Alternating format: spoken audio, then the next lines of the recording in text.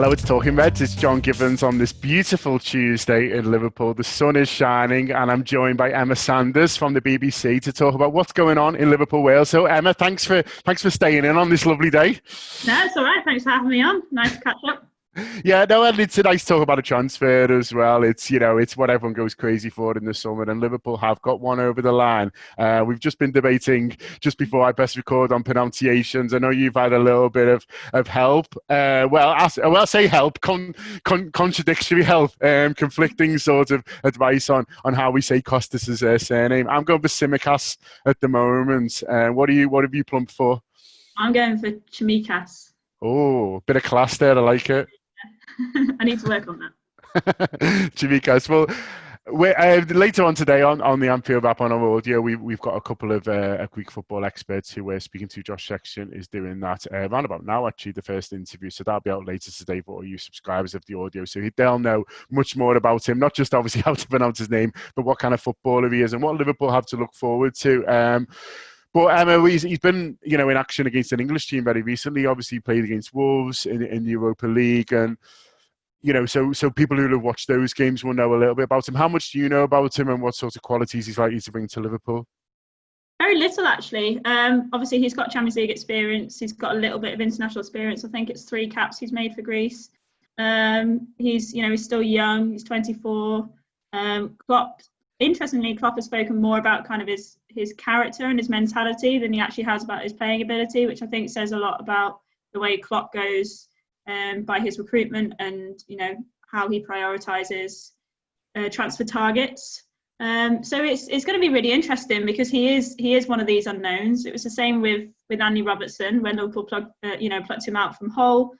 We've done the same with the likes of Gini Wijnaldum. People were looking at him and going, we've got a midfielder from a relegated team. What's he going to bring to Liverpool? So I think that comes with an air of excitement about it, the fact that, he is that kind of unknown player. But yeah, he's certainly got a nice reputation about him abroad. And as I say, he's got that European experience. So it'll be interesting to see how he copes in the Premier League. What did you make of sort of how the story developed, Emma? Because, there was suddenly a lot of Jamal Lewis talk, and that he seemed to be the sort of front runner, but then, very, very quickly that changed, and, it was like, they're going to turn to Kostas, so then suddenly he was a Liverpool player, and it all sort of seemed to happen so quick, and I sort of can't figure out who was a smokescreen for the other one, and who was actually the first choice, and whether, was who were Liverpool trying to put pressure on something? Was it agents trying to make things happen? It's a hard one to judge, isn't it? Yeah, it is hard, but I think my understanding is that Liverpool were actually sort of scouting Kostas. I'm going to call him Kostas. I think they were sort of scouting him in early 2018. So he has been on the cards, but as you say, you don't know how long they've also been looking at the likes of Jamal Lewis. So they offered Norwich, I think it was 10 million with substantial add-ons, and they couldn't meet a valuation for that. So by the sounds of it, Michael Edwards has always had Kostas high on his priority list.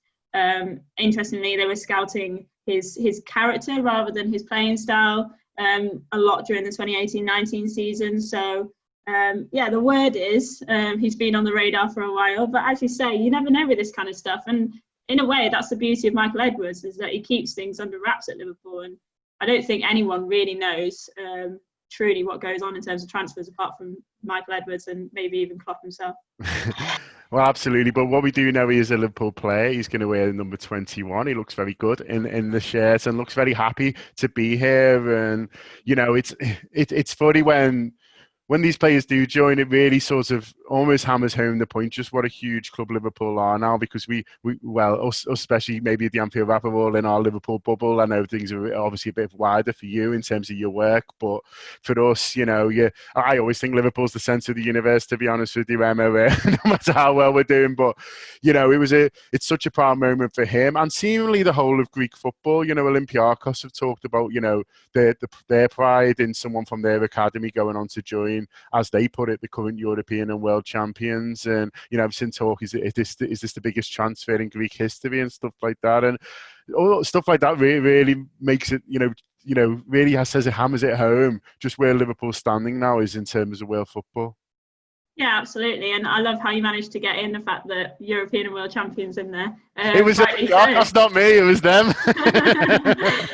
Yeah, no, you're completely right. And when Kostas signed, one of the the first things he said was, "I'm at the biggest club in the world." And I think that's the beauty of winning the Premier League and having somebody like Jurgen Klopp who has this aura about him, this celebration of success and this winning mentality, is that any player that comes to the club now genuinely believes they are at the best team in the world and the best club in the world.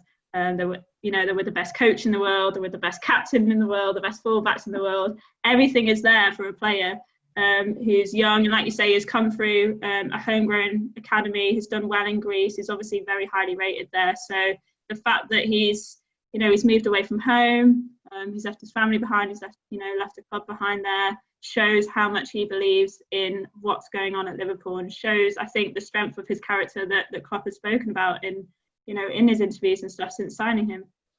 What are you expecting now from Liverpool then? Because, we did the free podcast yesterday. We were talking about the fact that, this transfer window is going to be open longer than maybe we've all realised. It's October 5th, which is almost 2 months more of this we have, of this chat. And Liverpool have got a left-back done nice and early now, but they'll obviously want to do more if they can. But it seems like it will depend on outs as much as sort of anything, and also maybe a bit more knowledge of what's going to happen in terms of when we can get people back in grounds and things like that, and ticket revenue, projections, all that sort of thing that the normal football fans don't want to necessarily think about. We just want to see star strikers and things like that. But what do you think is most likely in terms of Liverpool, for over the next couple of months in this transfer window? Yeah, I mean, I've said from the start of the transfer window, I can't see Liverpool spending big. I still stand by that. I really don't think we're going to get any marquee signings in. Obviously, the one that everybody's looking at is Thiago, and I don't think that's off the cards. But as you say, I think that relies heavily on players leaving, and obviously, having that assurances of money coming in. That's a policy which FSG and the club have had for a while. It's clearly been successful, so why would they change that policy? So I don't think we're going to see any drastic changes. I think there might be a few more squad additions. But again, that depends on the players that are going out. Really, for me, the priority is to probably get Wijnaldum signed up on a new contract. Personally, yeah. But yeah, I would just sit tight, see what other clubs are doing, because I do think Liverpool might react as well. We've already seen some of the other clubs in the top six spending big. Obviously, United's link with Sancho seems to have fallen apart in the last few days, which is great news for Liverpool fans. But yeah, I think Liverpool will just be sort of keeping an eye out, but not really actively making too many punches in the window. You mentioned Wijnaldum there, and it's a little bit surprising to me that it hasn't sort of been sorted one way or another, really. I would expect if they don't want to offer him a new contract, or certainly don't want to offer him a type of contract that he wants to do, then maybe there would have been talk about trying to find a transfer fee for him. What I would say is everyone seems very relaxed about the whole situation. Us supporters are talking about it every now and again and go, oh yeah, why isn't that sorted? But in terms of the football club, the player, the people around the player, they do seem fairly relaxed about it. So maybe we all need to chill out as well. But it does seem a strange situation. Yeah, it is strange, and I think that's the reason why I brought it up, really, because not that I'm worried about it, not that I find it a concern, but the fact that there is so little talk around it suggests that it isn't as straight cut as he and the club coming to an agreement. There's obviously some kind of personal terms, or he might be having to think about his future, and obviously he's had a successful time in Liverpool, but he isn't a regular first name on the team sheet, and he could go to several clubs in Europe, performing at a high level in the Champions League, and almost be guaranteed his place. So that's something that maybe he wants to consider as he goes into the next phase of his career. And as we've seen recently, Liverpool tend to hand out longer term contracts, so perhaps he isn't willing to commit to the length that Liverpool would like him to. So that there's all these things that both he and the club have to consider. So I do think it's one to be wary of. As I say, the fact that there has been little talk probably suggests that there is something that needs to be sorted there. Yeah. Another thing I wanted to talk about was Daniel Sturridge. He's done an interview in the last sort of 24 hours talking about his future. He left Liverpool about 12 months ago. I didn't realise he was without a club now. He must have signed a very short contract over in Turkey because he's looking for a new club. Hence why he's talking a little bit, I suppose, suggested that he would like to come back to the Premier League. Now, I don't think a move back to Liverpool's on the cards, but he said, the Premier League's where he wants to come back to. He talked about having unfinished business. So who knows where Sturridge might end up. But he also talked about Liverpool, and it was really nice, Emma, hearing him talk about the obvious joy he felt when Liverpool won that Premier League. He talked about, the two times we'd come twice when he was there, a couple of second places. Obviously, 13-14, he was instrumental in that side. The last occasion, a bit more of a sort of bit part player, although he did get a wonderful and important goal at Chelsea.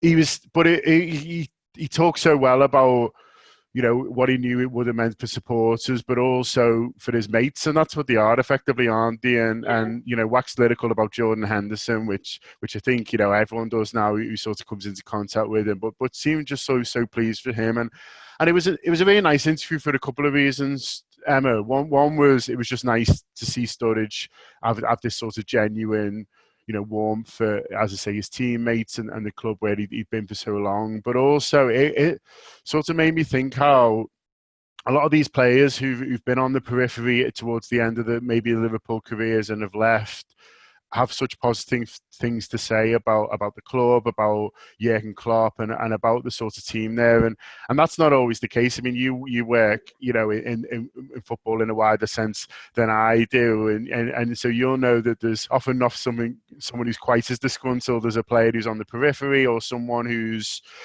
who's pushed out just before the team win everything.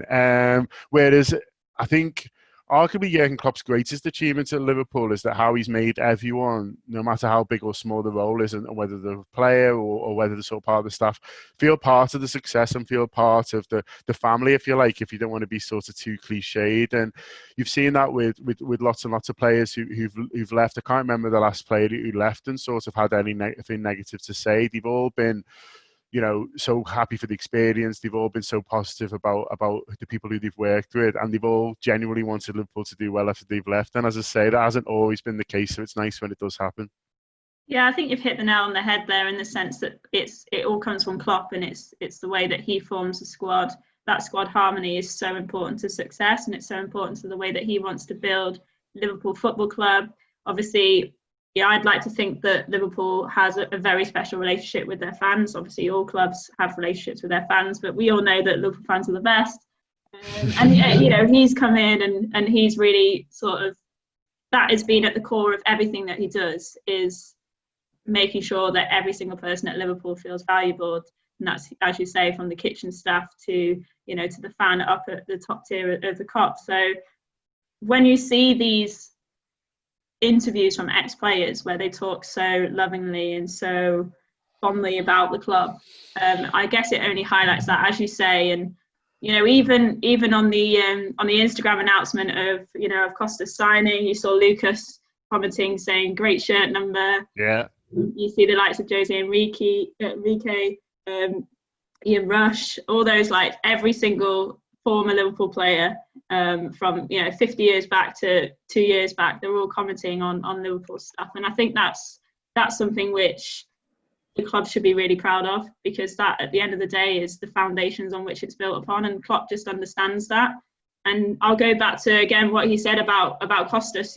When he came in, it was all about how he was the right person and the right fit for the squad. And I think that's something that's key to the transfer policy as well, and something that obviously local fans probably need to bear in mind, that it's not necessarily going out there to get the best player or even the best person to fit the playing style. It's the mentality is just as important to Jurgen and the squad. So it was lovely to see Sturridge say that. And at the end of the day, that season in 2013-14 and that relationship that he had with Suarez up front, he was so close to going down as as a Liverpool idol, I guess, an icon.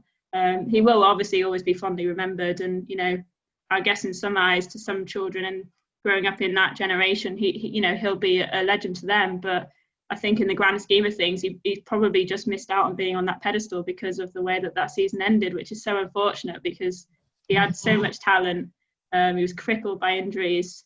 But yeah, I don't think anyone can deny now. There was talk back when he was getting injured saying, oh, he couldn't be bothered to play and all this kind of stuff, which I think is a little bit disappointing. Actually, it's a bit of a stain on his reputation. But I think he's showed now how much the club means to him and how much he cares about the success and as I say, about the fans most importantly.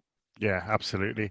Okay, finally, I just wanted to ask you a little bit about the Women's Super League, well, the comeback of women's football, because I know you've covered that quite a lot for the BBC. I've seen on your Twitter that you've been sort of covering this quite closely, so it's good to ask you about that. Unfortunately, Liverpool aren't going to be in the Super League next season, so we'll start off with Liverpool. The fixtures are out there. There's a couple of fixtures announced for early September. I think they're going to seemingly announce them in stages, and so at the moment, we only know how Liverpool are starting. But do you think, how do you think Liverpool will find it next year? Because obviously it's going to be a little bit of a culture shock. We were joking on the Monday show that you used to seeing the fixture list come and it's Chelsea and Arsenal, and now it's it's Durham and London Bees and things like that. And so there is that little kind of kind of culture shock kind of there, really. But Liverpool seem to have had quite a good summer in terms of recruitment and have kept hold of a couple of more players than I expected them to. Do you sense that there is some positivity around the club from the women's side at the moment, and that they can, bounce back at the first attempt, or at least, show a lot more about what they were about than they managed to last season? Yeah, I genuinely do think there is a lot of positivity around them. I know they won 4-1 in their friendly this weekend, and I think a couple of people have mentioned that Rinzola Babajide was on fire again, so that's great news. All three signings played. Amelie Thestrop, who's obviously the new number 9, has been brought in from Roma. A lot of eyes are going to be on her to be the goal scorer this season. I know she came on only for, I think, a few minutes towards the end, but she seemed to have made an impact. Don't know who scored, so she might have gotten the score sheet. My understanding is that she didn't, but there's definitely some positive talk. The girls have been training really hard. There's lots of positivity going around on social media. They've got another friendly against Reading on Wednesday. They've got 4 booked in now. They're playing Manchester United at the end of August. They've got a home game against Brighton, I think it is. So they've got lots of training matches scheduled in, which is great because I think. And it's against a mix of opposition as well. They've got some, as you say, you've got Manchester United up there who are, they're 4th in the WSL, so they're sort of at the top end of the higher spectrum. And then they've got a couple of games against those who you would expect to sort of sit back in. And I know, manager Vicky Jepson said this, she wanted to play against teams who she knew would be hard to break down because Liverpool are obviously going to be going into the Championship season as one of the favourites, if not the favourites to win. But look, there's no denying that Championship that's a tough league. There's some good teams in there, and I guess from Liverpool's point of view, they might be encouraged by the fact that there's, I reported on it earlier this summer that there's maybe a little bit of discomfort in the Sheffield United squad. They obviously finished runners-up last season, so they'll be one of Liverpool's title rivals. There's been lots of movement at Leicester. They've obviously had some investment in there, but you don't know how that movement of all those players is going to disrupt the squad. There's a lot of big personalities that they brought in, so it'll be interesting to see whether there's some clashes there. And obviously Durham were dangerous last season as well, so there's definitely some competition there for Liverpool. But in my opinion, the way that they've gone about their pre-season so far, the words that I'm hearing from inside the camp, I'm 100% confident that they're going to win the league next season. Let's all hope so, because they want to get back into the Super League, and if they can get there, it feels like the top clubs are are moving forward and forward all the time. And there's a couple of big stars to look out for people who do follow the Women's Super League next year. A couple of World Cup winners and things like that. And it just feels like every year those clubs at the top are just working harder and harder to try and outdo each other and try and get ahead. And that can only be a positive thing for those supporters who go and watch, because the standard is getting higher, the players are getting more well known, and sort of it's all good news for the people who go and watch. Yeah, absolutely. And as you said, those teams at the top, the more that they grow, the more money that's going to come into the league, more sponsorship attraction, more broadcasting rights, and more interest from fans wanting to go to the games to see these big players. And that money will then, obviously, it's going to go at the top first, but that money will eventually dribble down, lower down into the leagues. And that's what you want. You want the women's game to grow ultimately. But yeah, I just think I can't wait to watch Man City and Chelsea this season, to be honest with you. I know from a local point of view, that's not great to hear, but yeah, I interviewed Sam Lewis yesterday, who's she won the World Cup with USA last summer. She signed for Manchester City yesterday, and just the aura that she has as a World Cup winner here in England, playing for one of England's biggest clubs, it's just so exciting. We've got such an influx now of foreign players coming in. We've got players from Bayern Munich, players from Wolfsburg, who in the women's game are big teams. You've got Lyon players coming in, who basically have dominated the game for like the last decade and just seem to win every single European game they ever enter. So when you've got these players coming in, and there's still more to come. I think it's going to be a very exciting couple of weeks for WSL. Rose Lavelle is obviously one of the most hotly tipped midfielders in the world, from the USA. She's still heavily linked with City. My understanding is that she is still heading to them. So we've got them. We've got England internationals like Lucy Bronze and Alex Greenwood, who have obviously been over at Lyon and won Champions Leagues. They're still being linked as well with the return. So very exciting times. Exciting times indeed. Okay, huge thanks to Emma for joining us on this, The Talking Reds. We'll see you back on Friday. Nice one.